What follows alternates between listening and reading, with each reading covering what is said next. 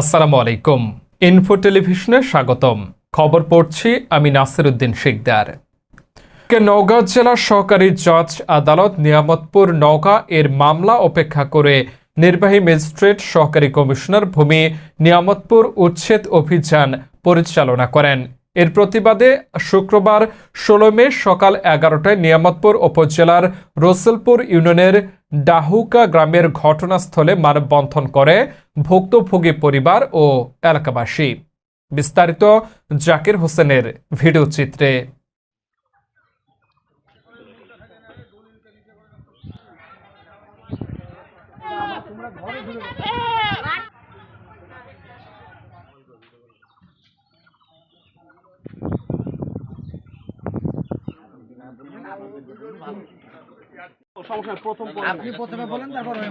এ সময় মানববন্ধনে বক্তব্য রাখেন সেলিম রেজা, বিপ্লব, আব্দুর রহিম, ঝর্ণা বেগম, নূরে আলম সুজা প্রমুখ। বক্তারা তাদের বক্তব্যে বলেন, ১৫ মে বৃহস্পতিবার উচ্ছেদ অভিযানে নেতৃত্ব দেন নির্বাহী ম্যাজিস্ট্রেট ও সহকারী কমিশনার ভূমি নিয়ামতপুর রেজাউল করিম। যে আদেশ বলে উচ্ছেদ অভিযান পরিচালনা করেন তা সম্পূর্ণ আইন পরিপন্থী। আমরা ওনাকে আপিলের ইনফরমেশন স্লিপ জমা দেওয়ার পরেও আওয়ামী লীগের দোসরদের নিয়ে অবৈধভাবে কার্যক্রম পরিচালনা করেন।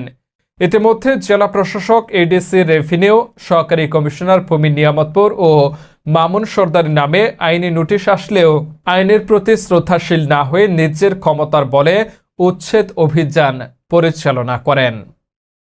দেশের বিরুদ্ধে তো আমরা রায়ের বিরুদ্ধে আপিল করছি। আপিলটাতে আমাদের কাছে দিয়েছিল জজে ইনফরমেশন স্লিপ। সেই স্লিপ আমরা এসিল্যান্ডকে দিয়েছি, এডিসিকে দিয়েছি এবং ডিসি পর্যায়ে দিয়েছি। তারপরও সে মানিনি, আমাদের বাসায় এসে কালকে ভেঙে চলে গেছে। আমাকে তারা উচ্ছেদের যে নোটিশটা আমাদের কাছে পৌঁছায়, তৎক্ষণাৎ আমরা কোর্টে যেয়ে আমরা এই মামলা করার জন্য, যেহেতু এটা মামলার প্রসেসটা ছিল, যেহেতু এডিসি রেভিনিউর মাধ্যমে এসিল্যান্ড তার অর্ডার বাস্তবায়ন করার জন্য, তখন আমাদেরকে আজকে আমরা এসেছি নওগাঁ জেলার নিয়ামতপুর থানাধীন ৫ নম্বর রসুলপুর ইউনিয়নের ৪ নম্বর ওয়ার্ডের ডাউকা গ্রামে। এখানে এসে দেখলাম একটা ঐতিহ্যবাহী ৮০ বছরের বাড়ি ভাঙা হয়েছে। আমি গত বুধবারের সন্ধ্যায় এই বাড়িটির একটি মামলার কাগজ নিয়ে, ইনফরমেশন স্লিপ নিয়ে আমাদের নিয়ামতপুর থানা ভূমি অফিসার এসিল্যান্ড সাহেবের ওখানে গিয়েছিলাম এবং তাকে বলেছিলাম, অনুরোধ করেছিলাম যে বাড়িটি এখন না ভাঙা হোক। তিনি আমাকে বলেছিলেন আইনসম্মত আমাকে ভাঙতেই হবে এবং ভাই আমি এখানে আইনের লোক, পুলিশ, আর্মি নিয়েই যাব। কিন্তু আজকে এখানে এসে শুনলাম এই এলাকার আওয়ামী লীগের দোসর ছিল আমাদের বিগত মন্ত্রী সাদর মজুমদারের পিএস ইমরান সাহেবের নেতৃত্বে, যখন এই এলাকায় পিস্তল নিয়ে ঘুরত তার ভাই আনামুল, এবং তারই দোসররা এখানে আমার পার্শ্ববর্তী গ্রাম দামপুরা এবং টগরালের আওয়ামী লীগের ক্যাডার বাহিনী নাকি এসেছিল।